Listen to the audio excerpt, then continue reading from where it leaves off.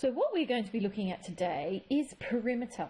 Now, perimeter is the distance around the outside of a two-dimensional shape.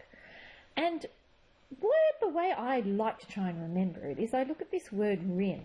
And this word rim in perimeter, I think about the rim of a cup, the outside of a cup. And that makes me remember that perimeter means the outside, going around the outside. So, to find the perimeter is really very simple. We have all the sides in the shape and we just simply add them up. But of course we do need to have the correct setting out.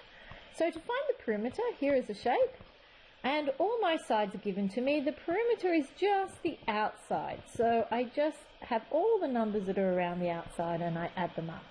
So in this case it's perimeter equals 9 plus 6 plus 7 plus 8.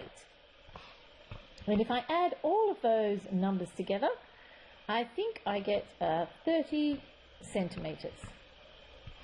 You can pick up your calculator, 9 plus 6 plus 7 plus 8, and you should get an answer of 30 centimetres. So, whilst that's very simple, we don't always get simple questions. Some other things that we need to be aware of are missing measurements. So the measurements on a shape may not all be shown, so we have to use any information that we can to find the missing sides. So here I've got what looks to be a square. Well, I know it's a square, and the important information is these dashes here all mean that all the sides are the same.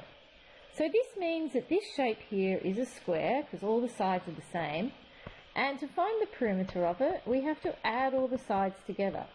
So as each side is 1.5 centimetres, I'm going to add all of the sides, and there's 4 of them. So here's another good check. If your shape has 4 sides, then you should have 4 numbers in your perimeter solution. And if I add those up on my calculator, what I will get is I'll get an answer of 6 centimetres.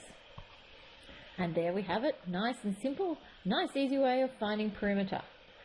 Let's have a look at these couple of other shapes. Find the perimeter of each of the following. Well, we write down P equals. We have 1, 2, 3, 4 sides. So I'm going to write down all of those sides. So 9 and 10. So I went 9 and then 10 and then 4 and then 5. And then I can pick up my calculator and work that out. And I think the answer you get is 28, and you must put your units in centimetres.